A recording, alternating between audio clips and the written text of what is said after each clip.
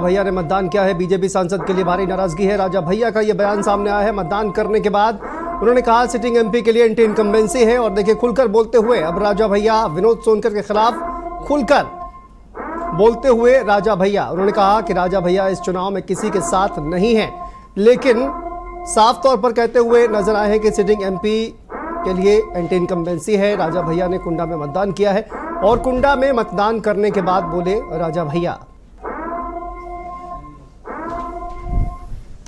नहीं, लोग जान चुके हैं हमारा जो रुख है, लेकिन जो सीटिंग कोई किसी को कोई भ्रम नहीं है। हमारा जो रुख है सब लोग जान चुके हैं। बड़े अच्छे से मतदान हो रहा है, शांतिपूर्ण ढंग से हो रहा है और आप लोग का भी आभार कि आप आए यहाँ। लेकिन राजा साहब हवा का रुख तो राजा साहब भी बताएंगे। नहीं, हमने कहा ना कि जनसत्ता दल के सभी कार्यकर्ता, सभी समर्थक, उनसे हमने कहा कि आपकी जहाँ इच्छा हो वहाँ मतदान करें। लेकिन जो अभी रुख है राजा साहब, आपने जो आकलन किया है जी, क्या रुख है इस समय में हवा का? हमको लगता है सिटिंग एमपी के खिलाफ एंटी इनकम्बेंसी है। एक जो बयान आई थी अनुप्रिया पटेल ने खास तौर से जो बयान दिया था राजा और रजवाड़ों को टारगेट किया था, उन्होंने क्या कहना है आपका उस बयान को लेकर के? देखिए, रजवाड़े तो 7-8 दशक हुए समाप्त हो गए और 7-8 दशक के लगभग से भारत में लोकतंत्र है। अब उनको क्या कुंठा है हम नहीं समझ पाए इस चीज़ को। और वो जो भी उस बयान को सुन रहा है वो ये कह रहा है कि अनावश्यक बयान। और अच्छा, दूसरी बात, हम यहाँ से चुनाव भी नहीं लड़ रहे हैं, हमारा दल भी नहीं लड़ रहा है। तो अगर उनको कोई बयान देना ही था तो सामने जो दल उनके मैदान में है उसके प्रत्याशी या उस दल के विषय में कहना चाहिए था। दूसरी बात, ईवीएम से राजा नहीं पैदा होता है, ईवीएम से जनप्रतिनिधि पैदा होता है। जनप्रतिनिधि का जन्म होता है और उसकी आयु, उसकी अवस्था 5 वर्ष की होती है। 5 वर्ष बाद जनता जनार्दन ये तय करती है कि इसको जीवन दान, पुनर्जन्म, पुनर्जीवन देना है या नहीं। तो इस लोकतंत्र में अब राजा नहीं पैदा होते हैं, न तो रानी की कोख से और न ही ईवीएम की मशीन से। राजा साहब, एक आखिरी सवाल है। एक जनप्रतिनिधि के तौर पर, एक वोटर के तौर पर, एक भारत के नागरिक के तौर पर आप इस समय में, चूंकि अभी 4 घंटे का समय और बाकी है, क्या अपील करना चाहेंगे? जो आपके हमने अपील करी है और उसका असर भी हो रहा है। सब लोग आकर के मतदान करें। किस मुद्दे पर लोगों को मतदान करना चाहिए आज? सब अपने स्वेच्छा से, सब विवेकवान लोग हैं, सब अपने स्वेच्छा से मतदान कर रहे हैं। बहुत बहुत धन्यवाद।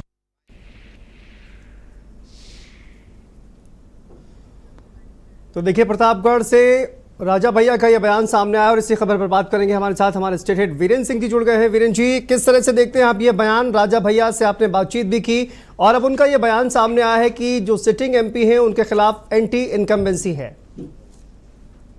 देखिए, रघुराज प्रताप सिंह राजा भैया 7 बार से विधायक हैं और उनके लिए चूंकि अनुप्रिया पटेल ने अभी आकर प्रतापगढ़ में बोला था कि राजे रजवाड़ों का वक्त चला गया है, ईवीएम से कोई राजा जो है नहीं पैदा होता है।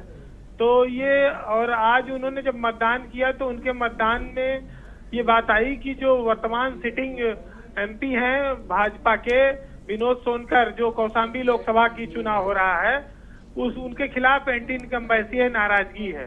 राजा भैया ये कहना चाह रहे थे कि भाजपा के लिए नहीं, भाजपा के प्रत्याशी के लिए नाराजगी है।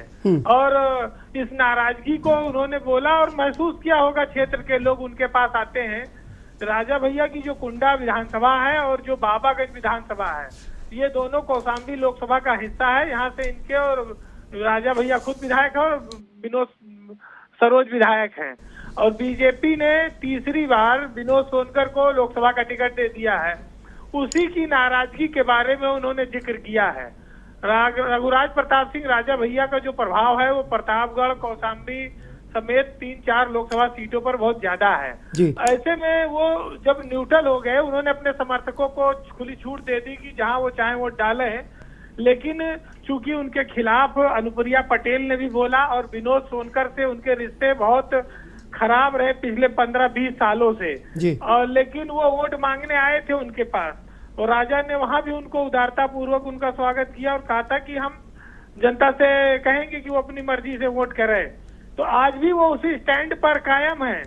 लेकिन उनका जो अनुभव है, जो आज उन्होंने चुनाव के दौरान देखा होगा, पोलिंग स्टेशन पर पहुंचे थे तो उनको महसूस हुआ कि बीजेपी के बजाय बीजेपी का जो प्रत्याशी है उसके खिलाफ लोगों में नाराजगी है और शायद लोग इसीलिए उनके खिलाफ वोट कर रहे हैं।